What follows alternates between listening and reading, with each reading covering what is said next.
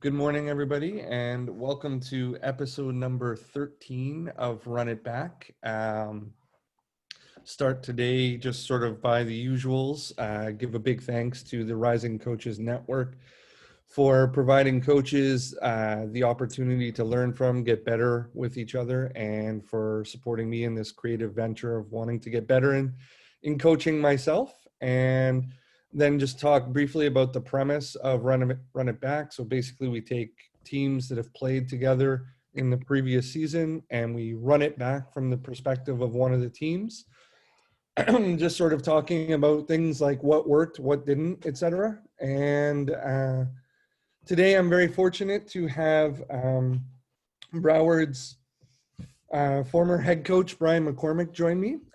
Brian, excuse me this morning, I'm sorry. Brian is an author, a clinician, he has his doctorate, he's a referee, and of course was a head coach. I will be shameless and put a plug in. You guys should definitely check out some of his publications. I'll put a link in the YouTube video so that you can take a look at some of that stuff, but really good, really well written stuff. And most recently, like we're talking about, was the head coach at Broward, and the game that we will be running back today is the November 16th matchup between Broward and Eastern Florida State that Broward ended up losing 78-61. Broward is a junior college located in Florida, for those of you who don't know. And sir, I just want to take a second and say good morning, welcome. Thank you for taking the time out of your day to join me. And how are you today? Yeah, well, thank you very much for having me. Thanks for the introduction. I'm doing as well as can be expected down here. I should add that Broward College no longer has an athletics program. They shut down in March, April, May. So, that was one of the last games played in Broward College's women's basketball history. So, unfortunate byproduct of the times we live in. Definitely. Yeah. All right. So when I contact you and I say, hey, let's take a look at this game, what are the first things that come to mind from your point of view when you, hindsight is 20/20, as they say, when you look back at it? What are you thinking of in terms of Eastern Florida State? What's going on in your mind? Well, that game, couple things that I remember was we had prepared all week because they had a freshman from Australia, a 6'2", 6'3" center who was supposed to be one of the best players in our region. And they played, I can't remember, I think we played them on Saturday, but they played, I think, on Wednesday, and we drove up because it was a, crossover kind of event. So we played there Friday, Saturday, and they were our second game. And so we showed up and saw them playing in their first game on Friday, and their Australian center was in a knee brace. And so we had prepared all week to face a team, we knew they had good guards and good shooters too, but the Australian girl was legitimately one of the best players in the region and was already averaging 18 and 10 or 18 and 11, something like that. So, that was our major concern going into that game. And then got there and found out that 2 days earlier she had torn her ACL. And so they were kind of remaking their team on the fly, and really kind of changed their approach drastically overnight. Kind of became a 5-out, 5-guard, shooting a ton of threes kind of team. So, that's the first thing I remember. I mean, I'm friends with Eastern's coach. She was the Broward College coach before I was here. We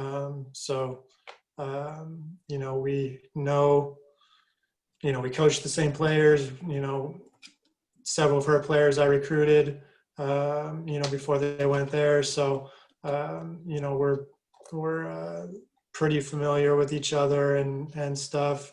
I also remember that was the game that in the captain's, meeting or whatever with the referees, before anything had happened. This is like the fourth game of the season, and the referees were already complaining to our players about MJ and myself and warning, basically gave us a pregame warning about talking to the referees.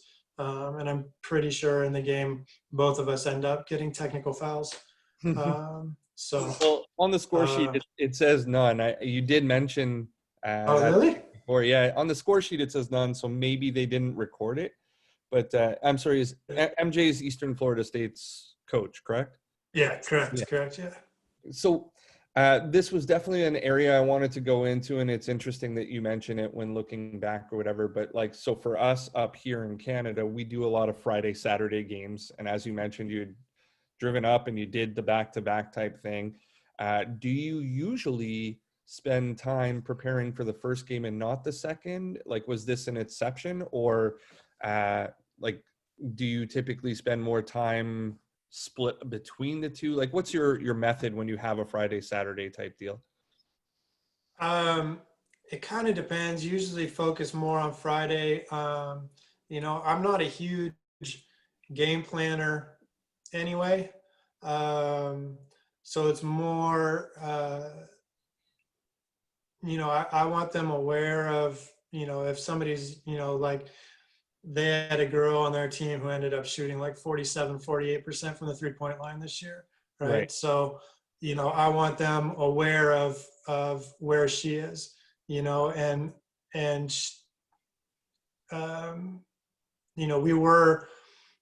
the main reason why we were preparing for their post player is our posts were very foul prone. And so I wasn't going to be comfortable leaving them on an island because they wouldn't have lasted very long. If, I never actually saw the Australian girl play, so I'm assuming she's as good as people said she was. Right. So it was more, whereas the team that we played on the Friday night, I'm pretty sure we had played them the weekend before or 2 weekends before.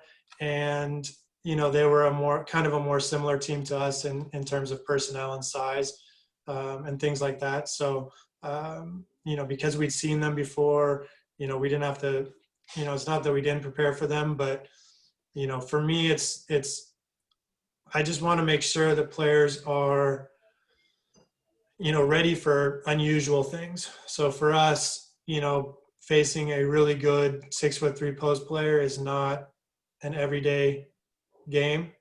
And then, like I said, we'd already seen the other team that we played on the Friday. So there wasn't a ton, we kind of knew what they do. We knew who their players were, and stuff like that. So it wasn't a big preparation, but, like I said, preparation for me is more just kind of making sure they're aware of who certain players are, especially the shooters. And then, in this case, it was, working on rotating out of double teams, in the post, just because to keep our post players out of foul trouble. Interesting. So you are correct. First of all, you did play Central Florida 13 days before. You played them on November 2nd, which was the team that you played the night before. So what practice-wise, you said you're not a huge prepper, but you did spend some time on stuff here. What percentage of your time would you say you allocate towards doing new or special things in a circumstance like this versus doing what you would do typically in practice? It would probably be something that we addressed during our 5-on-5 scrimmages, usually primarily the day before, but possibly throughout the week, something like this. We might have spent a little bit more time, in 3-on-3, with an emphasis on getting the ball into our post players and then doubling and rotating out of a double team and kind of, playing a 3-on-3 game where, the ball, we have to get a paint touch before you can score, or, maybe if you get a paint touch, then you get the value of the basket. If you score without a paint touch, you only get one Right. point, something like that. Just so that, I don't like to do it where it's artificial, where we just, kind of hand the ball to the post player, or we just let the post player get the ball, because we don't want that to happen in a game. We want our post players fighting for position, whatever. So, try to structure it more where the offense is incentivized, to get the ball in the post or to do whatever it is that, we're working on in that moment.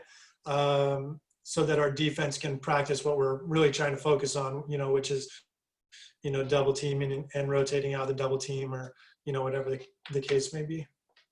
Interesting. So for you, what did you think your advantages were matchup wise when you were coming in? Like you obviously spent some time preparing for what was going to be their biggest challenge for you.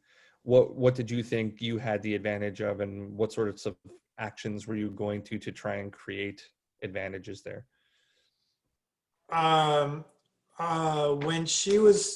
When I assumed she was playing, I didn't really think that we had many advantages. They were considered, preseason. I think they were top 5 in the region and top 25 in the nation. We were, mostly freshmen, and the sophomores that we had didn't really play that much. We graduated 8 players from the year before, our top 8 in terms of minutes, points, rebounds, assists, everything. So, we were a very young, developing team, whereas they had, 2 sophomore point guards who were both D1 players. They had the Australian center who was supposed to be their best player. And then they had a couple other that I knew about, like the shooter, because the shooter was a girl who I had tried to recruit out of high school. And then they have another girl, Mercy, who's just kind of an all-around player, another girl who I recruited. So I was very, very familiar with her, but again, another sophomore. So they had a team that was put together, and then their Austrian girl, I had recruited one of their 2 Austrian girls, so I was aware of her. So they had a team that was really, I think, built to kind of peak this year, with their sophomore point guards and then with the Australian center. And we were definitely not a team. We had a team that was built to peak the year before. Right. And this was going to be a rebuilding year. And then, this coming season, I was expecting to be, our year. We were going to kind of, take it on the chin a little bit for a year. Just kind of the way all our scholarships, because our school was less funded than all the other teams in our region. So whereas most of the other teams in our region are pretty much full scholarship across the board, like all their players, we only had 5 girls on full scholarships. So the year before, all of our full scholarships have been used by sophomores. So this year, all of our full scholarships were used by freshmen, and 3 of them were international players. And it just takes, they're very talented. 2 of them are at D1s now, and the 3rd one was probably our best player this year, and will probably be at a D1 in the future. But especially for the international girls, it takes them time to acclimate to Florida junior college basketball. Right. Because we're not getting at a school where our full scholarships aren't even full scholarships, and it's a junior college and stuff. Like we don't have dorms, things like that. So it's not like we're going and recruiting, the best international players. We're getting players who are coming here because they have to develop so that they can get to a Division I school. So it takes time for that development to happen. So in terms of our advantages versus them, against most teams it's shooting, but they were a really good shooting team as well. They probably had size on us at almost every position. So we honestly didn't have a ton of advantages. It was a matter of trying to go in, knowing our game plan, hoping that they're girls who weren't really good shooters. If we could, double off them and leave them open, hope that they, didn't have a good game shooting, and then hope that we make our shots and hopefully that our post players were able to do a little bit inside and maybe get their girls in foul trouble.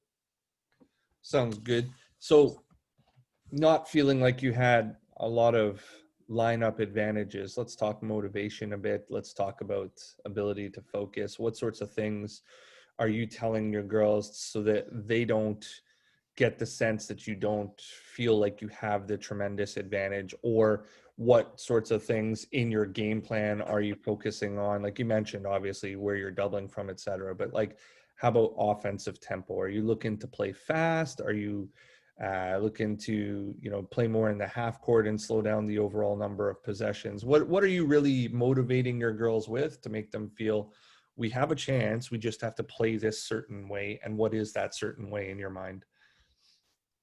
One, I would never give my players the impression that I didn't think we had advantages against another team. Fair.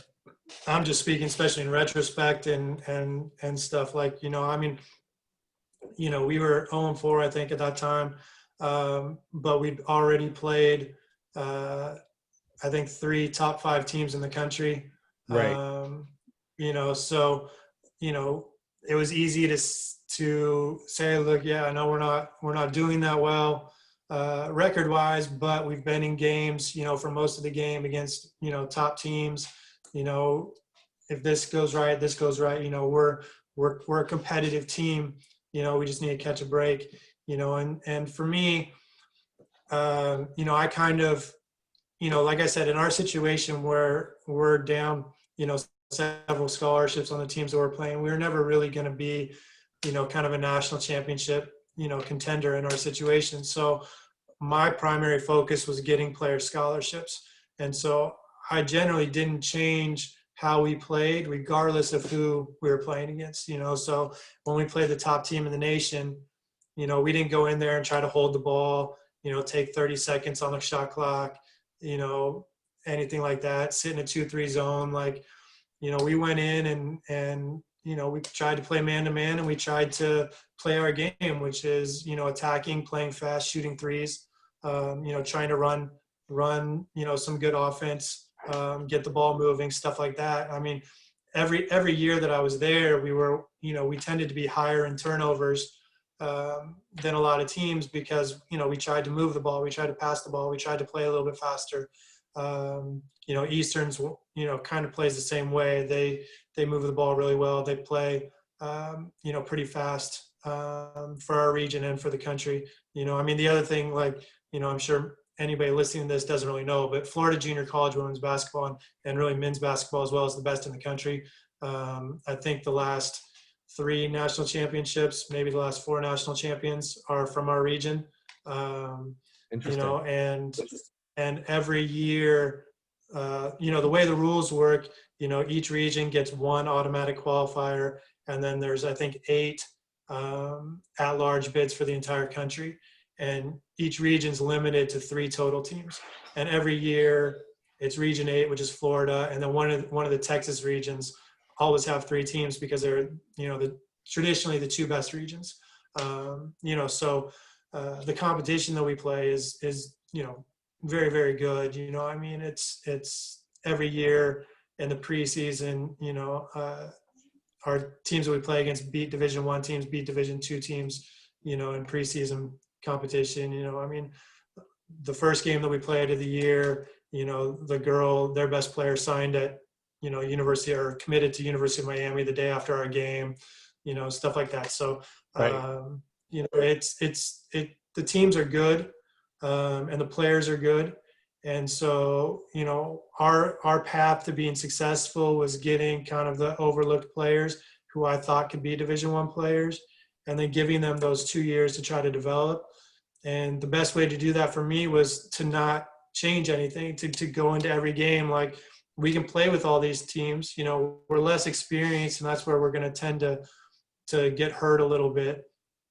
Especially when most of the team's freshmen, but we're going to play our game and we're going to improve throughout the season, and because the way to make it into postseason is just to finish in the top 2 in your league.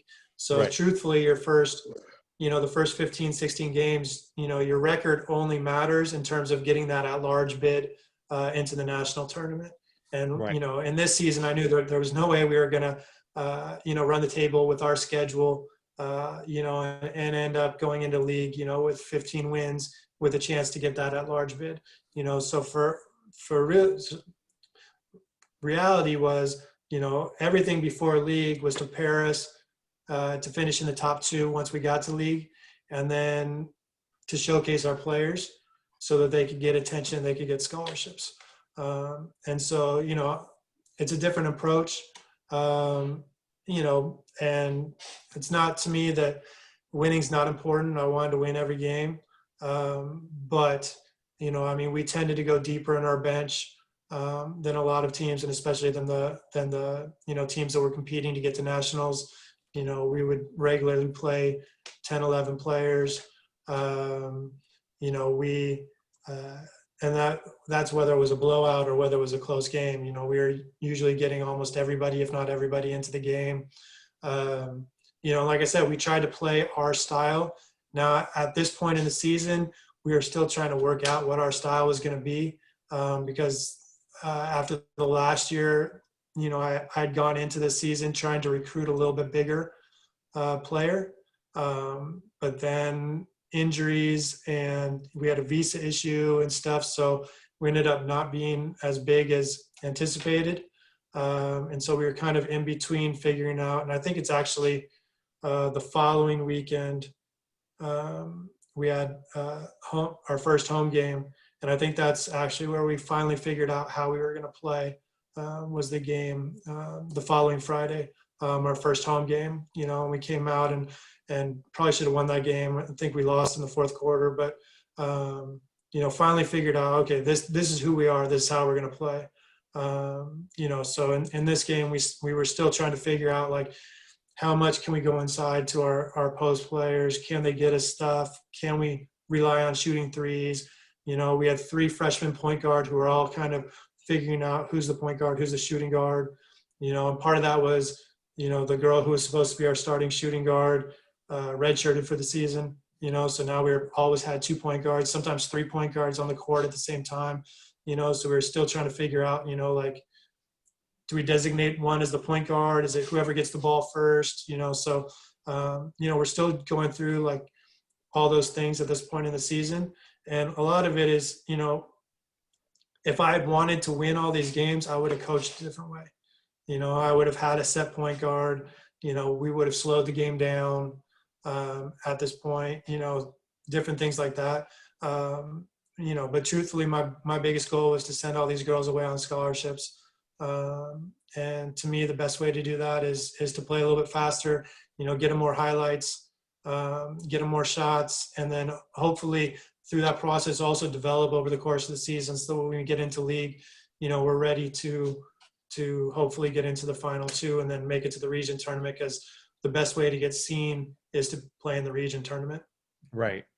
It's interesting. Everything you just said makes me think of Coach Brian Bender, who is at Southwest Mississippi. And I got a lot of respect for Coach Bender. I've met him through Rising Coaches and had the opportunity to interact with him a lot over the past couple months, past year. But similar to what you're saying, like, he talks about, like, well, everything at this level really depends on how you define success, right? Like, if you're talking about winning and losing games, then maybe this level might not be right for you. But in terms of, like, his players, all his players are graduating, all his players are moving on to the next level, similar to what you're saying, right? Like, that's really the successful part there.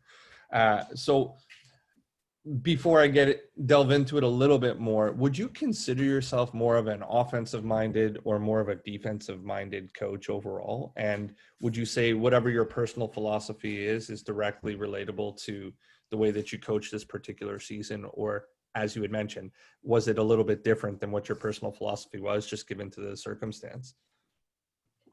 Yeah, I'd say I'm an offensive coach. I would say some of our struggle at the beginning of the year was because I wanted to change how I coached. Right. And because when I looked at the previous season and who we had on that team and the fact that we didn't make it to nationals with that team, I really didn't think that we could play that style and get better players at this school, if that makes sense. You know, we had girls, I mean, we had a 50% 3-point shooter on like 3 makes a game, and she was the 3rd best shooter on our team, right? So Wow. replicate, and arguably the 4th best shooter, depending on how you want to look at things, right? Right. So replicate. We had 2 Division I point guards, who are both sophomores. We had girls getting recruited by BCS schools. We had a girl who should have been an All-American. So the fact that we didn't make nationals with that team, I really thought that to beat the best teams in our region, which is what we would have to do, like we were always competitive with them. The season before we beat one top 10 team. We took a top 5 team to overtime, stuff like that. But to beat them consistently in order to make it to nationals, I thought we had to change. I thought I had to change my approach offensively, and we had to be a little bit more balanced, and we had to be a little bit better defensively, and especially on the interior. And so that was why, my recruiting focused more. We tried to get bigger. We had a 6'5" center that was supposed to come in, but she couldn't get a visa, right? So, if you look at our team, and then the girl who was supposed to be our 6 foot starting small forward, ended up, being diagnosed with an illness. I don't even think she was playing at this point, or if she was, it was her first weekend back, right? So our 5'10" shooting guard, who's at a D1 right now, didn't play the whole season. So instead of being, a 5'8", 5'10", 6 foot, 6'3", 6'5" starting lineup, we ended up being, a 5'6", 5'6", 5'8", 6'1", 6'3". So we still had some size, but we were more like the team that we had been the previous season, except for less experienced and a little bit smaller. And we really lost our defensive anchor as well. So, so I was trying to change a little bit this year and be a little bit less, because the year before we were one of the better offensive teams in the region, and probably the country. And, we're very reliant on 3-pointers. I think we were 3rd in the nation in 3-point makes. And we were, top 5 or top 10 in 3-point percentage.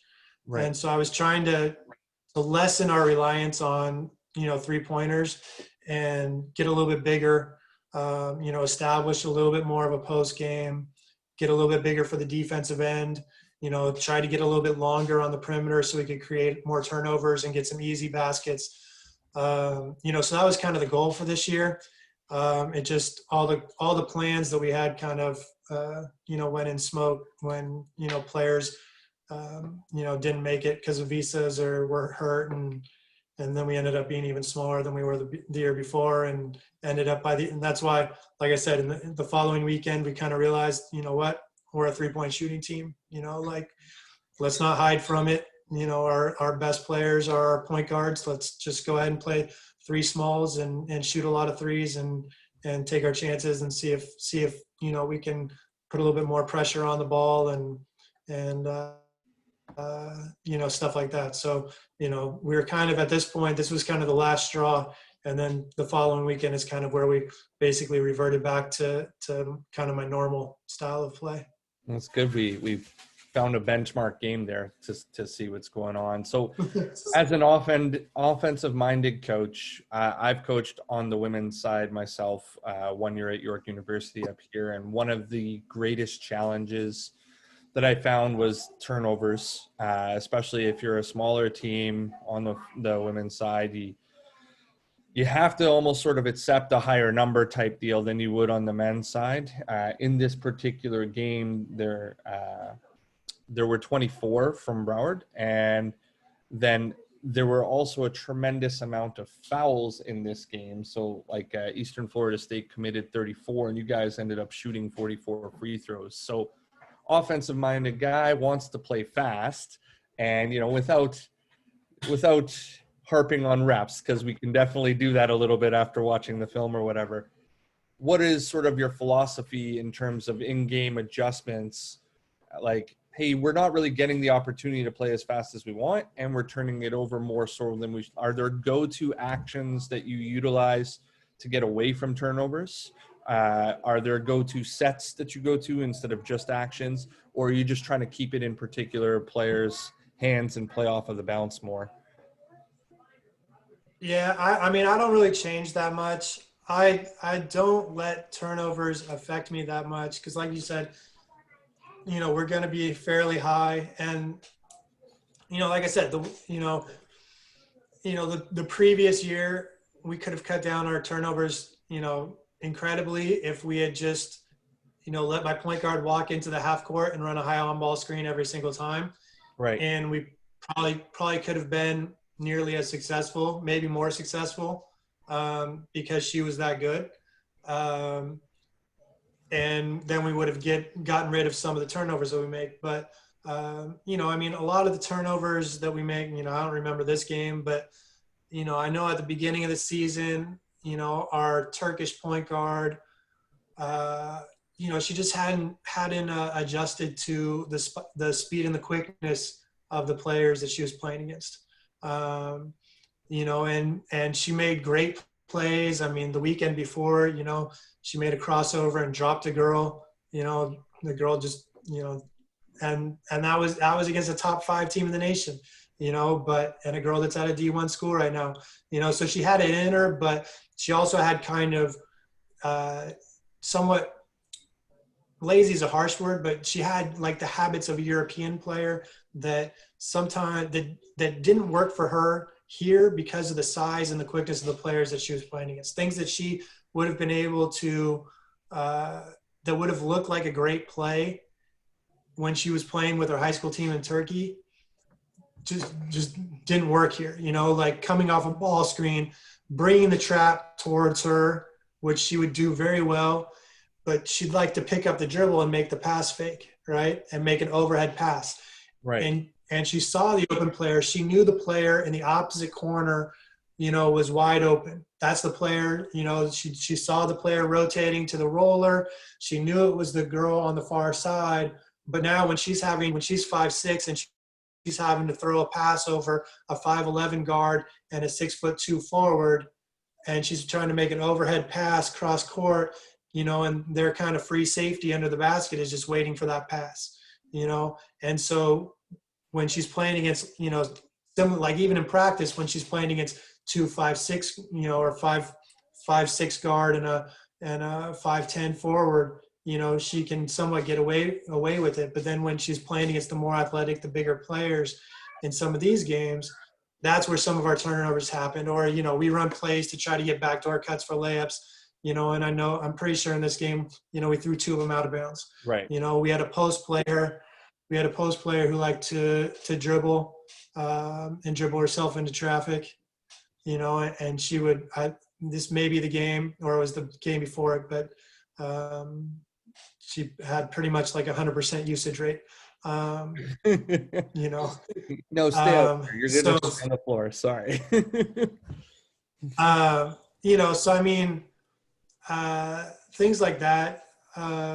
So, and then, our Europeans always get called for travels, some of them are, and some of it is adjusting to the way they call the game here. Some of it is referees anticipating that they're going to travel and calling anything close to travel. So, I mean, those things, when I first got hired, I worried about, and I was like, look, we got to, but then, it started to get in players' heads. And look, if we get called for one traveling a game, but you make 4 good moves off of it, we'll live with it, stuff like that. So right. I don't want to try to change players and make them worry about it when they may or may not get called for it. And sometimes they're getting called for it when they don't travel. And sometimes, they get away with it when they do travel. So, in my second year, I kind of was like, well, you never know what they're going to call into travel, so we're just not going to worry about it anymore. Like they're going to call travels that aren't travels.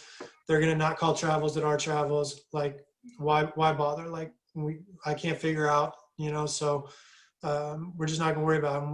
We'll get called for 2 travels a game, and maybe they are, maybe they aren't, and we'll just deal with it. So Eastern's a very physical defensive team on the perimeter. They reach a lot, which is in this game why we shot a lot of free throws, but it's also why they create a lot of steals.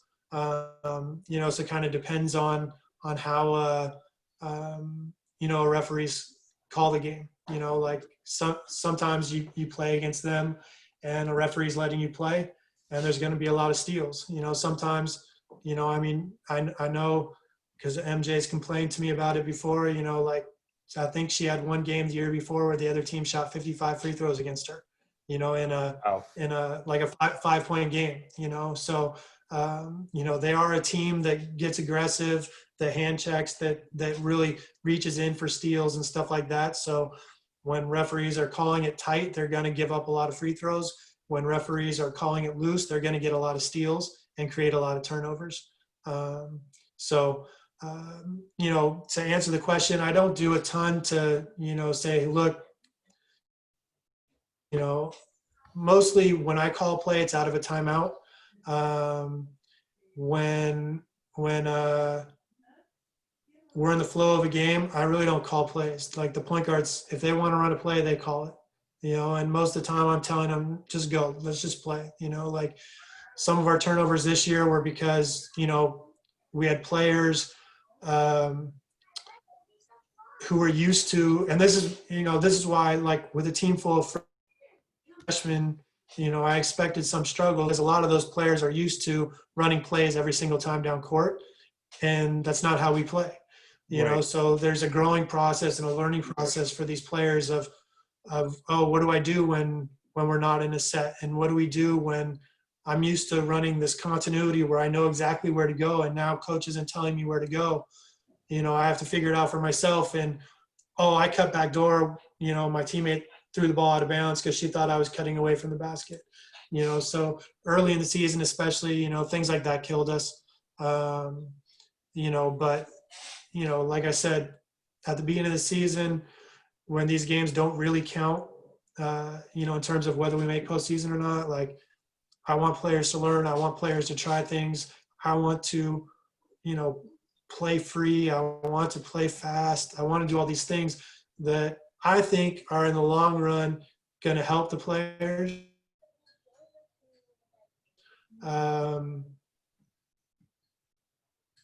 Because it's going to give them one more to showcase what they can do.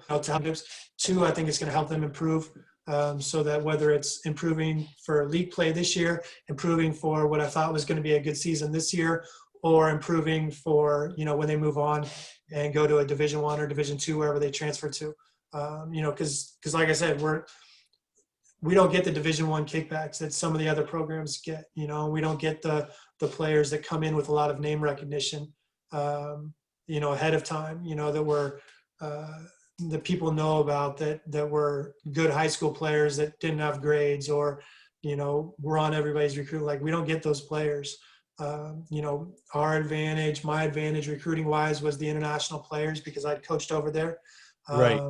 But even at that, the top international players are going Division I, and then when you get down to the players that are going to junior colleges, like I lost a couple players who are friends of players who played for me, because when they talked to my players about how much money they got and what the scholarship covered versus going to another school, the other school their scholarship was a lot better. And so they went to a player where they didn't have to spend any of their own money, or a college where they didn't have to spend any of their own money, as opposed to coming here where even a full scholarship, they had out-of-pocket expenses. I mean, I had, for this past year, I had a Russian national team player who basically turned me down because she said it was going to be too expensive to come to school, even though I was offering her a full scholarship, things like that. So, we're not bringing in the ready-made, players who are ready to perform. We're bringing in the players who, there's a reason they're there. They need to either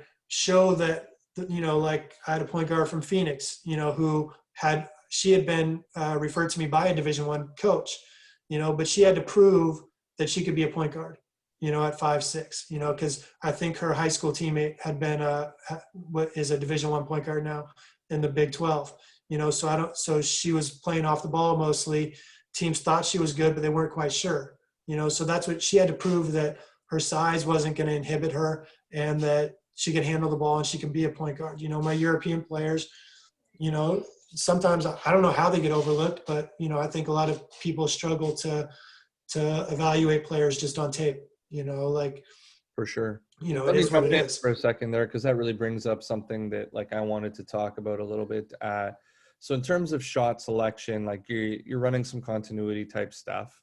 Are you an equal opportunity employer for who gets to shoot what, or are you, like you mentioned, you're evolving at this point in the season when you're playing them? As you get farther in and you have a larger sample size to work with, are you getting more of your better players, more shots for your better players, or are you remaining, hey, let's just see if we can find the best thing on the floor all the time? And when you have particular players gaining more interest and say they're going to be viewed a little bit more, are you then trying to get them more shots in those periods as well? I'm pretty much equal opportunity. Right. I don't tell anybody, not to shoot. Some of the shooting percentages that you see will back that up. Right. You know, so that's one. Our rule: if you have a good shot, take it. The things that we try to get rid of are, questionable shots early in the shot clock. I don't want to, 2-on-1 fast break. I always have to break the habit of girls want to dribble to the elbow and shoot jump shots. Right. No, I just don't want that shot.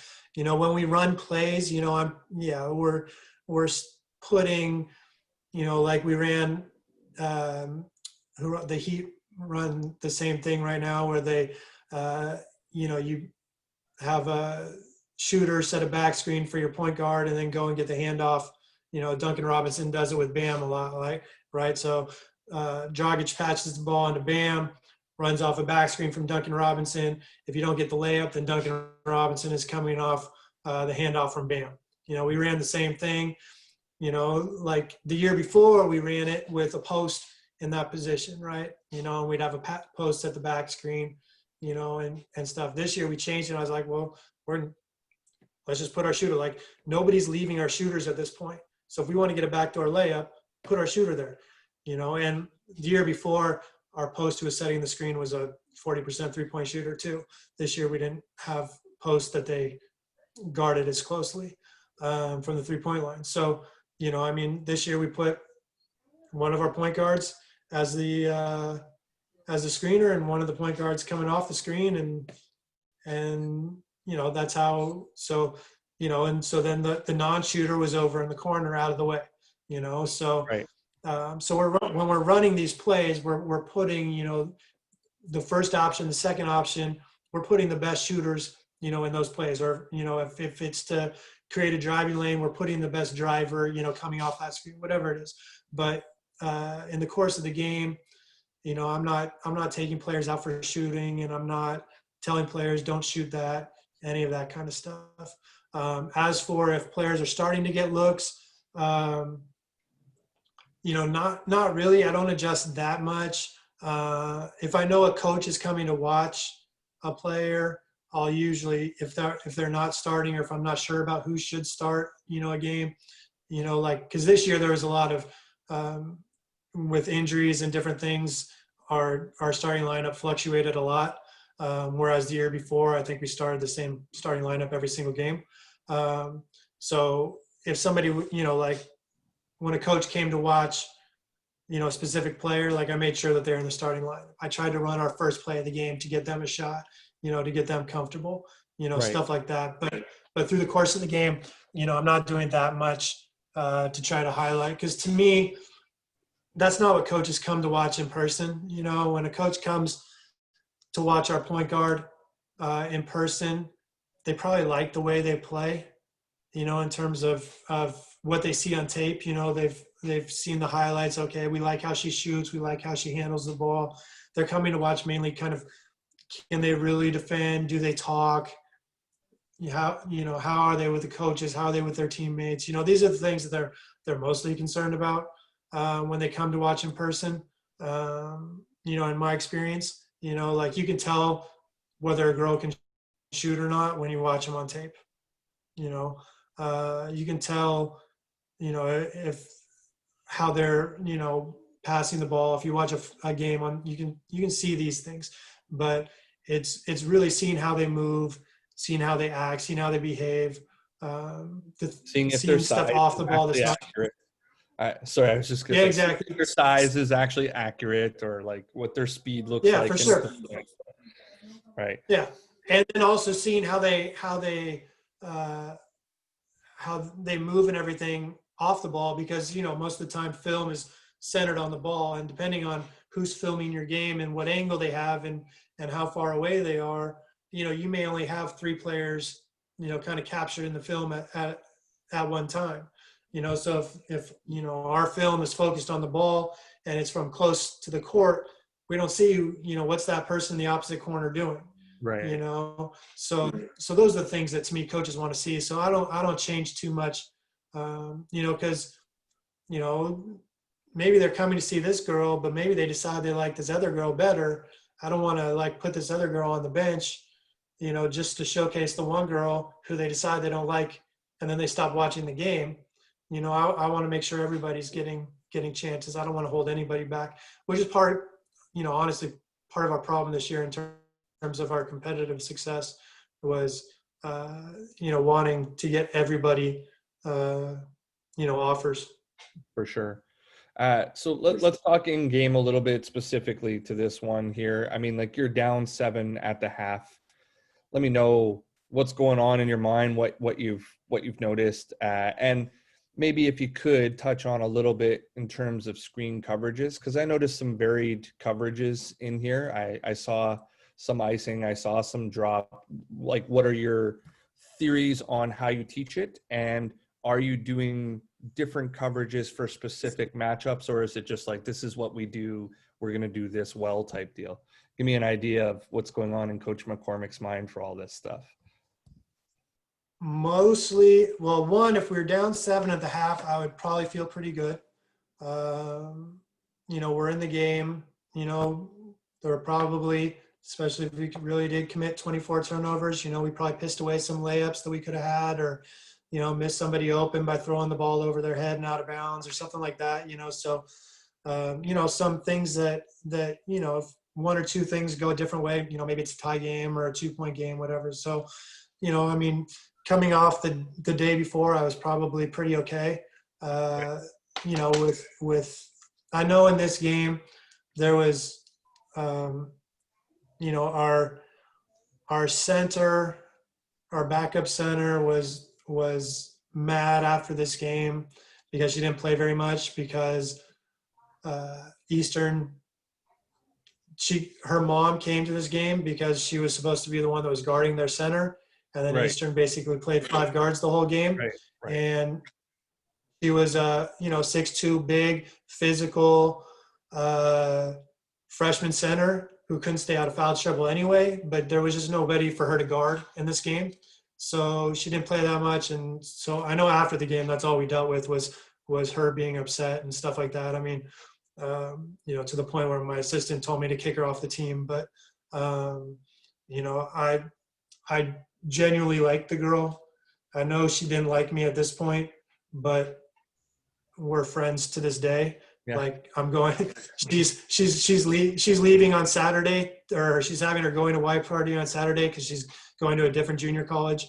And so I'm going to the party, and stuff like, so I know that was what we dealt with after the game, but at halftime, I'd be feeling pretty good that we were, in the game. In terms of defensive coverages, we have our base defense, which would be, because we had two with her, she's always in drop, because if she's up trying to hedge or switch or anything like that, she's just going to pick up a foul, especially against their point guard. Sky is really smart, really fast. Schimmel's, really smart. So if they're coming off the ball screen, she's getting in foul trouble for sure. So she's always in drop. We always want to ice on the side. Like, we just weren't very good at it this year. getting to it. And, same thing, like with our freshman post player, you know, they've never done drop coverage. They've never iced a ball screen before. Some of our Europeans come and some of them have done it. Some of them haven't, but, pretty much all our freshman post players come in and are used to having to hedge out. And so I'm telling them, no, you're not going to hedge anymore because you're going to get in foul trouble. Like, I'm doing this to save you. Like, and so this year, I thought our sophomore post player, she had pretty good feet. So I thought she'd be able to hedge out a little bit more, and I thought she'd be able to switch a little bit more. But at this point in the season, she'd been in foul trouble every single game. I think she fouled out of this game. I'm not positive, but I think she'd been in foul trouble or fouled out of just about every game so far. So my guess is we're starting to drop back, regardless of which one's in the game. But yeah, I mean. Sorry to interrupt. I was just going to say, I got one clip here. Maybe if you could just briefly take us through some of your teaching points. I'll run it a couple times first, and I'll describe it just for anybody who's listening later on. But you mentioned you're typically in a drop is your base coverage. So here is an example of a drop. They run an Iverson set. They get the ball to a wing ball screen. You did actually mention on the sides, you're more than likely supposed to be icing. So this to me looks like somebody's coming without their man and she attacks middle. So it doesn't look like it's a well executed ice, but maybe you could take me through some of what your teaching points would be, arriving on the wing and the side ball screen is coming. Sorry, it's really it's a little choppy. So this would be a case, knowing the players involved. One is two freshmen are the two that are playing defense. My guess is the on-ball defender doesn't hear any talk from the post defender, right, and or doesn't trust the post defender in this case. And so my guess is she's just trying to guard this one-on-one. And our post is late. This is probably also why this is the girl who I was talking about. I think she only gets 4 or 5 minutes in this game. Right. And this is one of the reasons why, is likely because I knew she wasn't talking on that screen and she wasn't where she needed to be. In terms of icing, even though she manages, we end up doing a pretty good job, all things considered, and it looks like she gets the rebound. So even though we were in the wrong position, we probably weren't talking. We didn't trust each other. We ended up forcing a shot that we were happy with, because I think that was a freshman for them that shot the ball, and it wasn't one of their 3 best players. So we're probably pretty happy with her. Well, she wasn't. By the end of the season, she might have been their 3rd best player, but at this point, she was more of an unknown. So we're probably pretty happy with that shot. My questions overall, and I would agree, probably you end up pretty happy with this shot. My questions would be like, are you typically also a sideline baseline guy? And if you're icing on the sides and they manage to get middle, what is sort of your emergency backup that you're teaching? So first thing, we're generally sideline baseline. I'm not a huge one where, like, my goal, if you're guarding the ball one-on-one, I want you to stay in front of the ball. I don't want you forcing somewhere. We're not, it's super helpful. Like, our whole goal defensively is we don't want to help. Right. So we don't want to force into help, because now somebody else, especially against a team like Eastern that passes the ball really well, against another team like, there's some teams that we play where we don't even guard certain girls on their team, and we have a designated helper, and we're always forcing, that girl's wherever the ball looks like or wherever she's going to be beat, you need to be there and preventing her from getting a layup, stuff like that. So, but against Eastern, you can't do that. So The emergency help would be whoever, if we get beat middle, it would be, we should be positioned kind of midline with whoever the next defender is guarding either top of the key or slot, depending on Right. where their spacing is on the weak side. And just kind of hold that position and help the player recover and get back in front. You know, in a second year situation, especially because, you know, I believe that, you know, that was our Danish guard, and I'm pretty sure the next guard helping was our Turkish guard. So when they're sophomores, I would expect them to be able to emergency switch that and kind of have, the Turkish girl would step in front, and the on-ball girl number 2 would be sprinting to get the girl on the slot. I would expect them in their second year to be able to do that, but not in the 5th game, of their college careers.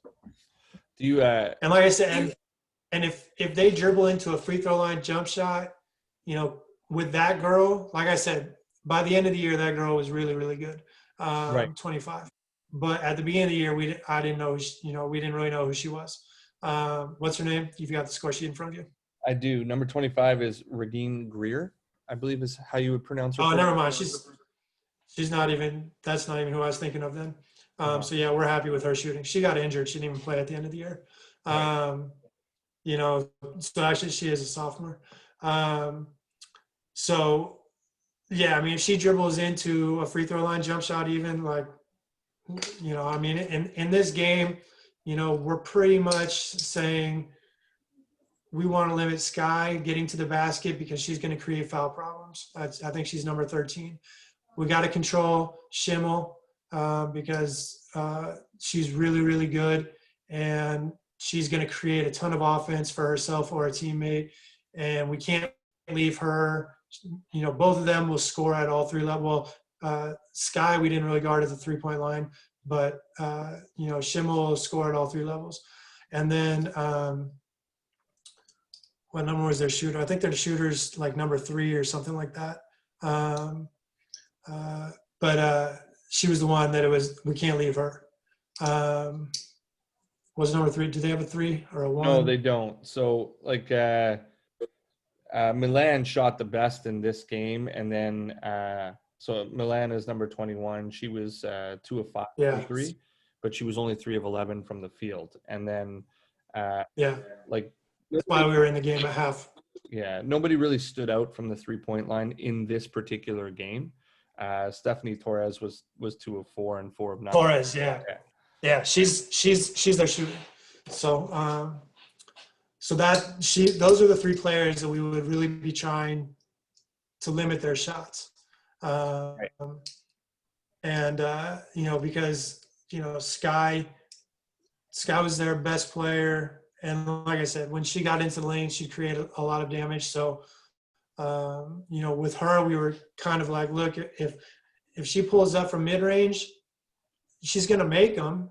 She'll shoot a good percentage, but we'll probably live with those shots because we don't want to let her in the key, and we don't want to send help and open up, standstill 3-pointers. And same with Schimmel. Schimmel, we got to guard tight at the 3-point line, but then we got to stay with her. And try not to overhelp on her because she's going to find people too. The other girl, Mercy Gonzalez was one of their better players. And she was more of a passer and a finisher. So we weren't even guarding her at the 3-point line in this game. When we played her later in the season, she absolutely killed us from the 3-point line. But in this game, if she was going to shoot threes, we were going to live with it. But we were really focused on Torres, on Schimmel, and on Sky. Limiting those shots. When I watched this, Sky she appeared to be able to get whatever she wanted type deal. And being left-handed, I would imagine changes the way that you want to play everything just a little bit. It's always tricky when you've got a girl on the bounce who can do things and is left-handed. Just changes passing angles and everything for sure. Listen, Coach, I told you an hour. I want to be super respectful of your time. I really appreciate you taking the time out of your day. And it's enlightening hearing your point of view. I often say in these calls, I view the game differently than most people. So It's always good to hear what another coach is doing and what they're thinking throughout it. This game I enjoyed watching, and I liked watching the adjustments. I don't think we covered as many as I had hoped to talk about during this, but it was really intriguing to watch overall and see what you're doing in there. On a finishing note, I always like to finish with this one now. Is there anything coaching wise that you'd like to tip your hat to the other coach and say, good job on, that really sort of stands out in your mind in this particular game? Well, yeah, I mean, MJ is a really good coach. I mean, I keep only saying MJ, but it's MJ Baker. It's Right. Ganna Baker's wife, was the other coach. She does a really good job. And like I said, for having lost their best player 3 days beforehand, Right. and then coming, and I think the night before they had like a 2-point game. I don't even remember if they won or lost the night before. But for them to completely change how they were playing on the fly and to still be, I mean, I think they were a little bit down from where she had hoped to be, Right. with the Australian, but still, they were, finished second in their league. They made it to the region tournament. I think they may have won a game at the region tournament. Like they're a tough out for everybody. I mean, so to be able to adjust on the fly with no real replacement, for their best player, and change how they're going to play, who they're going to play.